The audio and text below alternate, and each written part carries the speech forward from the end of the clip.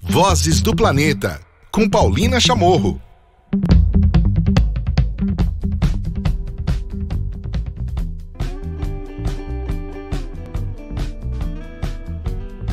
Começando mais um episódio do Vozes do Planeta, e nessa parceria deliciosa a gente vai ter alguns episódios para a gente poder explicar, para a gente poder dialogar e entender mais sobre economia circular. Essa é uma parceria com a Ellen MacArthur Foundation, e hoje eu vou ter o meu convidado, que é o Mike Oliveira, coordenador de iniciativas sistêmicas na América Latina da Fundação. Tudo bom, Mike? Tudo bom, Paulina? Obrigado por me receber, obrigado por abrir esse espaço para a Fundação. Prazer falar com você hoje. Obrigada a vocês por terem topado da gente fazer esses diálogos, porque realmente ainda tem muitas dúvidas, né? E até algumas confusões sobre como usar o termo economia circular, ou seja, o que é economia circular. Se você não ouviu o episódio anterior, ouça com a Luísa, que ela está explicando justamente todos esses pontos. Então, a partir desse episódio, a gente vai discutir e vai entender mais da visão da economia circular, ou seja, o que é economia circular em alimento, né? Porque essa é uma outra questão, né? Todo mundo, quando ouve economia circular, pensa que é embalagem, é só embalagem, não é nada disso. O Mike vai ajudar a gente a entender melhor essa história. Mike, então conta para a gente, dentro da economia circular, como é que entram os alimentos, ou melhor, como os alimentos podem ser tratados nessa nova economia, nesse novo sistema? Bom, quando a gente pensa em alimentos, a gente às vezes esquece algumas etapas da cadeia de produção desses alimentos, né? Porque é muito comum hoje em dia a gente encontrar um alimento pronto no supermercado, um alimento embalado, e a gente não pensa de onde que esse alimento veio, quais foram os processos até ele chegar na prateleira, até ele chegar na nossa casa, na geladeira, no nosso prato, ou mesmo num restaurante, quando você encontra um prato lindo, você pensa de onde veio esse alimento. Então, a proposta de uma economia circular para os alimentos é justamente pensar a origem desse alimento, como ele foi produzido, como ele foi desenhado, ou seja, o design, né, que a Luísa comentou muito no episódio anterior, até como ele vai ser reaproveitado. Porque lembra que numa economia circular eu não tenho o conceito de resíduo. Então, pensa que num cenário circular aí de alimentos, eu elimino qualquer tipo de resíduo, de perda e de desperdício desses alimentos. Então, se eu puder resumir uma economia circular dos alimentos, eu vou pensar muito no ciclo biológico desses alimentos e pensar muito... lembra de um diagrama de borboleta que é muito famoso? Se você não conhece ainda esse diagrama, procura aí no site da Fundação, que tem um diagrama de borboleta. Ele tem dois ciclos, um técnico e um biológico. E quando a gente pensa em alimentos, a gente pensa muito no ciclo biológico, ou seja, devolver nutrientes para a terra. Praticar agricultura regenerativa. Daqui a pouco eu vou falar mais um pouquinho sobre agricultura regenerativa, mas basicamente é entregar nutrientes para o solo, ou seja, regenerar e não degenerar. Então, quando a gente pensa numa economia circular dos alimentos, a gente pensa basicamente em 3 pontos. Primeiro ponto, regenerar sistemas naturais, então eu tenho que produzir alimentos de forma regenerativa e, quanto possível, localmente. Né? Então, valorizar o local, valorizar o pequeno produtor, valorizar a produção que é próxima à sua casa. Segundo ponto, desenhar alimentos mais nutritivos e mais saudáveis, ou seja, conversar com a indústria, com os chefes, com os cozinheiros, com quem está na ponta produzindo esse alimento, para que ele seja desenhado a entregar nutrientes para você, que está se alimentando, e também manter esses nutrientes vivos, utilizando o quê? Biodiversidade local, diversificando ingredientes, combatendo o desperdício, uso integral de alimentos, ou seja, um desenho mesmo, um design desse prato e desses alimentos para que a gente tenha mais opções, que hoje a gente é muito restrito nessas opções. E um terceiro passo, que é aproveitar ao máximo os alimentos. Quando eu falo de aproveitar ao máximo os alimentos, eu estou falando que numa economia linear, esse alimento seria jogado fora, seria desperdiçado. E numa economia circular, esse resto, que é considerado o resto numa economia linear, ele vai ser reutilizado. Ele vai virar, por exemplo, um composto, e esse composto vai voltar para a terra e eu vou conseguir produzir novos alimentos, fechando aí um ciclo. Né? Então, o que a gente... isso em todos esses setores, né? Essa última etapa do desperdício, né? De eliminar esse desperdício, tanto na indústria, quanto, por exemplo, em restaurantes, né? Ou até a gente mesmo em casa, certo? Exatamente. Lógico que para a gente fazer isso em casa, a gente precisa de um sistema de coleta, né, Paulina? Um sistema de coleta, de separação de resíduos e locais adequados, equipamentos públicos aí no caso, né, de cidades, que ofereçam, por exemplo, um sistema de compostagem. Então, quando a gente pensa em uma economia circular, a gente precisa ter condições para que isso aconteça. Então, se eu não tenho um sistema de coleta seletiva na minha cidade, eu, como consumidor, eu, como pessoa física, não tenho como praticar isso. Às vezes, eu consigo fazer uma compostagem caseira na minha casa e utilizar esse composto. Mas, mesmo assim, é uma iniciativa que você está tomando. Não é uma iniciativa que a cidade, aquele poder público está te oferecendo, tá? Então, eu acho que eu queria ressaltar que, primeira coisa, que a gente fez um relatório, né, que diz por que a gente decidiu trabalhar com alimentos, né? Porque sempre quando a gente pensa em economia circular, você pensa em plástico, em materiais, mas a gente percebeu, através de um estudo aí, onde a gente investigou 4 cidades no mundo, e entre essas cidades, a cidade de São Paulo, a gente percebeu que o sistema de produção de alimentos atingiu um ponto de ruptura. E que esse sistema hoje ele é totalmente linear. E se a gente não mudar esse sistema que é linear, a gente não vai conseguir oferecer uma visão de um sistema alimentar adequado para o futuro. E a economia circular pode oferecer uma alternativa para isso. Você falou desse relatório, é super interessante a gente trazer justamente exemplos, né, para a gente entender melhor. E depois eu vou te perguntar agora, ou acho que a gente pode começar agora, dentro desse período que a gente está vivendo, que espero que seja um período, né, se as pessoas colaborarem, que é um período pandêmico que a gente está vivendo, onde a questão justamente da alimentação, do acesso e a necessidade de um novo olhar se tornou muito mais evidente, né? Então, eu estava aqui pensando nesse primeiro elemento que você colocou, né? Que é o alimento mais próximo, o alimento, né, que regenere solo, tem tudo a ver com o momento que a gente está vivendo, que a gente precisa se reinventar, ressignificar, refazer tudo, que está muita coisa errada, por isso que a gente chegou onde a gente chegou, né, Mike? Exatamente. Eu acho que a pandemia, Paulina, ela evidenciou a necessidade dessa nova economia e das cidades, porque a gente trabalha muito com cidades, porque a gente entende que 80% da população no futuro vai viver em ambientes urbanos, vai viver em cidades, vai se alimentar em cidades. Então, a Fundação, por meio desse estudo, optou por trabalhar com cidades. Só que o Covid evidenciou algumas rupturas nos sistemas, né? Então, a gente, por exemplo, teve alguns países que ficaram com um déficit aí de entrega de alimentos. E com isso foi valorizado, de certa forma, a produção local e mostrou também a evidência da necessidade de valorizar uma produção local, de apoiar o pequeno restaurante, apoiar o pequeno comércio, porque a gente viu também um movimento de quebra desses setores, né, muito intenso por falta de apoio, né, de alguns bairros. Então, vamos pegar um exemplo aí, por exemplo, cidade de São Paulo. Que a gente trabalha hoje em parceria com a Prefeitura de São Paulo e com vários atores aí inseridos no sistema de alimentos da cidade de São Paulo para fazer justamente essa transição para uma economia circular de alimentos. Quando a gente pensa, por exemplo, num bairro de São Paulo, esse alimento que chega nesse bairro, ele vem de um local muito distante, às vezes. Ou ele vem de um outro estado, ou ele vem de fora da cidade. Por que não ter uma produção de alimentos próximo a esse bairro, que conseguisse fornecer ali alimento fresco, alimento de qualidade para essa população desse bairro, né? Então, o que a gente prega aí, o que a gente preconiza para uma economia circular dos alimentos, é que a gente consiga fazer, por exemplo, hubs, hortas urbanas, ou mesmo trazer o cinturão verde para mais próximo da cidade, trazer o produtor para mais próximo de quem está consumindo esse alimento, né? Pensando aí em caminhos mais curtos, porque quando a gente pensa em caminhos mais curtos de distribuição, a gente pensa numa menor pegada de carbono, a gente pensa num menor custo logístico, a gente pensa de fato numa economia. Porque quando a gente pensa em economia circular, às vezes a gente não está atrelando a uma economia, né? E tem de fato uma economia.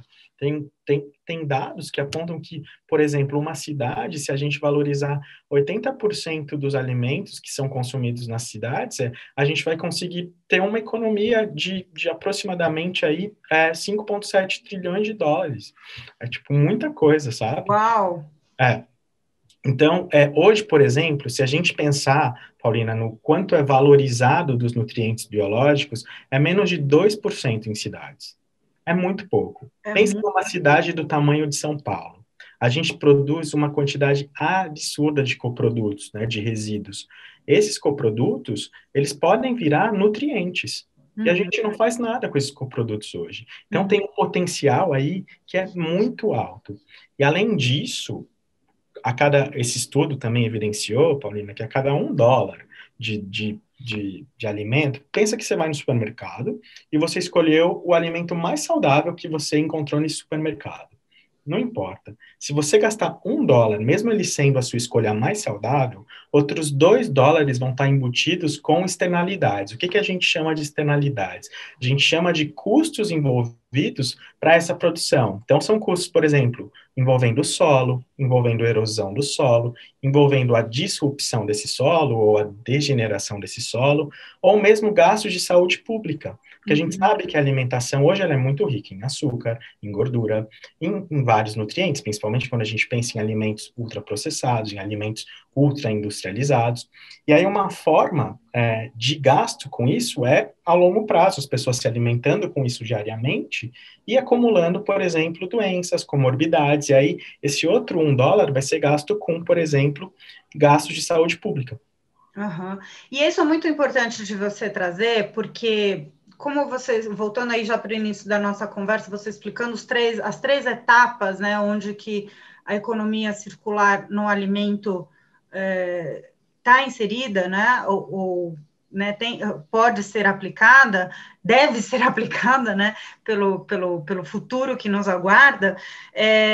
A questão de vocês trabalharem também levando isso para prefeituras e afins é fundamental, né, porque se a gente olhar a questão de acesso ao solo, de acesso a benefícios para pequenos produtores, enfim, a questão, você acabou de colocar saúde pública, tudo isso está dentro das cidades e tudo isso pode piorar ou melhorar de acordo com as decisões que são tomadas nesse sentido, né? E se não tiver envolvimento do poder público, a gente acaba deixando como iniciativas só isoladas, não é isso, Mike? Exatamente. A gente optou, né, nessa iniciativa, Paulina, em trabalhar com cidades, e a gente fez uma chamada pública, né? Depois que a gente lançou esse relatório, em 2019, a gente fez uma chamada pública para várias cidades do mundo, e essas cidades se aplicaram, porque a gente precisava do apoio e da prefeitura e do interesse de prefeituras locais para, de fato, criar soluções ou contribuir para soluções, por exemplo, como políticas públicas, ferramentas públicas, para, de fato, permitir que a economia circular aconteça nesses territórios. Uhum. Se a gente não tiver o apoio público, a gente vai estar meio que remando contra a maré, sabe? Uhum. A gente precisa muito desse apoio, porque é quando, de fato, as coisas tomam forma e tomam engrenagem. Quando a gente pensa em poder público, por exemplo, a gente pensa em compras públicas. Vamos pegar o exemplo de São Paulo, compra de alimentação escolar. Parte dessa compra vem do pequeno agricultor, de fonte agroecológica, de fonte orgânica. Como que isso pode aumentar na cidade? Como que a gente aumenta a demanda disso, né? Além das escolas, como que a gente consegue inserir, por exemplo, essas compras em outras frentes, em hospitais, em, por exemplo, restaurantes, Uhum.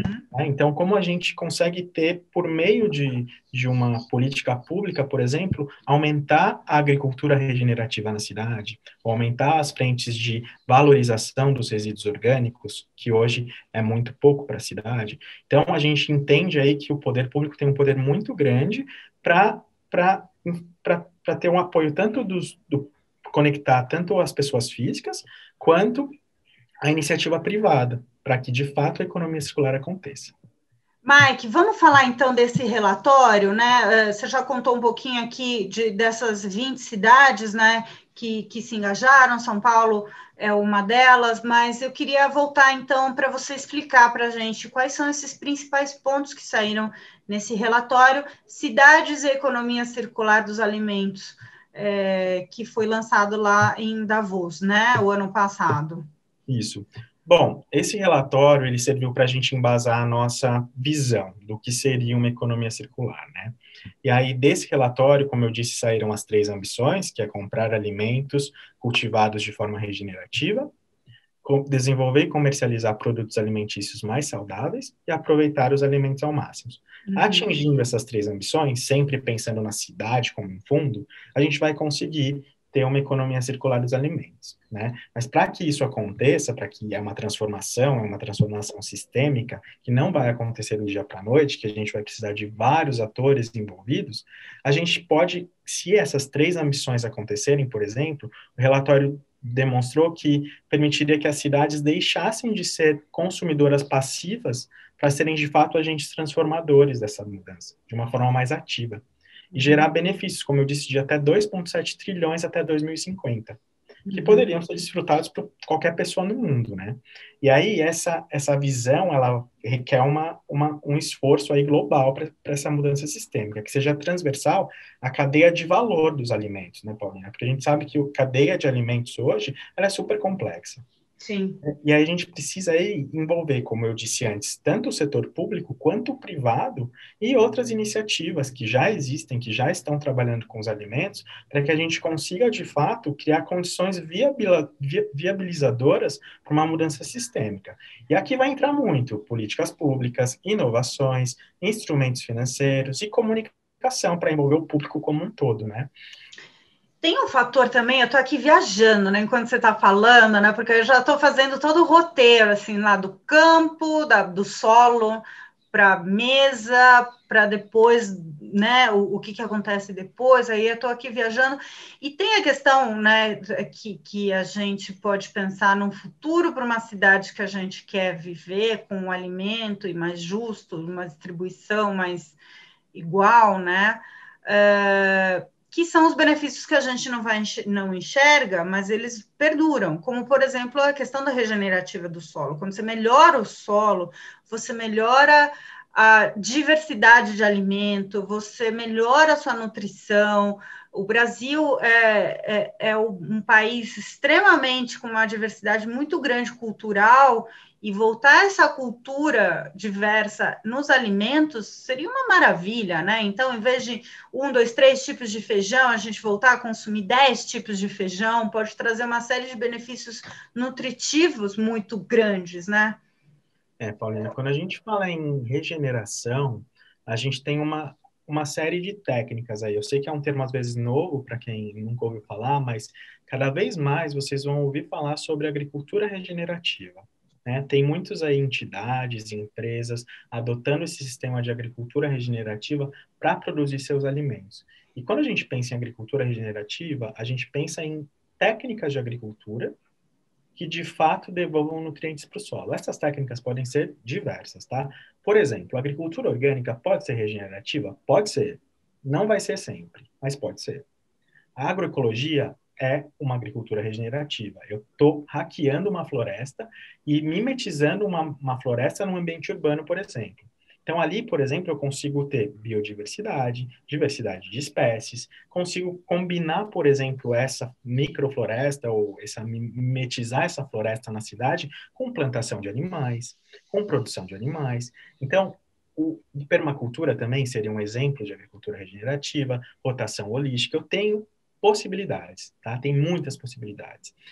E é possível fazer agricultura regenerativa em um espaço muito grande, é possível fazer agricultura regenerativa num espaço muito pequeno, é possível fazer agricultura regenerativa nesses linhões que a gente tem, por exemplo, na zona leste de São Paulo, é possível fazer agricultura regenerativa numa região de manancial, como, por exemplo, é a região de Parelheiros, em São Paulo, que São Paulo, não sei se vocês sabem, tem 30% da área da cidade é área rural. Olha só, que potencial Maravilha. de produção de alimentos e potencial de produção regenerativa de alimentos eu tenho na cidade. Vários paulistanos nunca ouviram falar sobre isso ou não conhecem, por exemplo, a região de Parelheiros. Então, aqui fica uma dica, depois que tudo isso passar, vai visitar a região de Parelheiros, vai conhecer um produtor lá, um produtor regenerativo que está fazendo agroecologia, que está produzindo alimento, que está entregando esse alimento para a cidade já. E isso que a gente quer com a iniciativa de alimentos é que aumente essa produção. Que hoje é a Zona Sul, mas a gente quer trazer essa produção para a Zona Leste, para a Zona Norte, para alguns bairros, para diminuir essas distâncias, para fazer com que a gente de fato regenere mais e consuma esse alimento regenerativo. Mike, bom, avisando para o pessoal, para os ouvintes, né, que todos esses relatórios têm, esse relatório está disponível para download, para você baixar no site da Ellen MacArthur Foundation, encontra lá no link de alimentos, tem esse relatório para você baixar. E para a gente ir já caminhando para o nosso fim da nossa conversa, Mike, eu queria trazer, claro, outro ponto que é de fácil compreensão e que é do acesso de todos nós, né, para essa questão, né, para esse sistema de economia circular dos alimentos, que é a questão do pós, né, a questão do desperdício e a questão da embalagem também, né? A gente fala que não é só falar de embalagem e alimento, mas o alimento, ainda mais nesse período pandêmico, ficou super evidente isso, né? Também vem embalado, né? Eu queria que você falasse um pouquinho mais sobre isso, porque isso é algo que, como eu falei, as pessoas têm acesso, né? Elas podem olhar, tá aqui na minha casa e falar, ou a indústria, né? A indústria que eu consumo, né? A empresa que eu consumo está fazendo, enfim, tem uma conexão grande, né? Consumo de alimento com esse final, tanto o desperdício, que é muito grande, né? E quanto à questão da embalagem, né, que vem com esses alimentos. Bom, eu acho que aqui, Paulina, a gente tem que voltar um pouquinho, né, no tempo dos nossos avós, no tempo dos nossos pais, que era simples, né? Eles iam na feira você tinha um alimento in natura, você escolhia o seu alimento, né, apalpava, via o que tá, como estava. Eu sei que isso é um pouco inviável, às vezes, em tempo de Covid, por conta de contaminação, mas com o tempo isso foi diminuindo. A gente teve cada vez menos contato com essa escolha, de fato, do alimento e passou a, por uma questão de praticidade, receber tudo embalado, tudo super, né, já higienizado, enfim. Eu concordo que isso traz, de fato, um conforto, mas o ideal é pensar, é necessário isso, de fato? Será que eu estou consumindo? Será que eu estou pensando quando eu penso numa economia circular, eu penso em eliminar, né? Eliminação de embalagens desnecessárias. Essa embalagem é claramente uma embalagem desnecessária, de uso único, que de fato eu não preciso para manter o meu alimento. Eu tenho várias formas de manter meu alimento, e o que a gente percebe também é que algumas inovações no setor de embalagens foram criadas nesses últimos anos, ou estão sendo criadas, para eu eliminar essas embalagens desnecessárias e manter o meu alimento ativo ali, né? Meu alimento, para que ele não seja desperdiçado num longo tempo de vida. Mas, ao mesmo tempo, se eu tivesse uma economia circular na cidade, esse alimento não seria desperdiçado. E ele viraria aí um nutriente para eu produzir novos alimentos. Então, a gente evidencia, mais uma vez, a importância de métodos, de sistemas, para que, de fato, eu consiga implementar uma economia circular. E como a gente comentou, transformação sistêmica envolve vários atores, políticas públicas e inovação. Muito bem.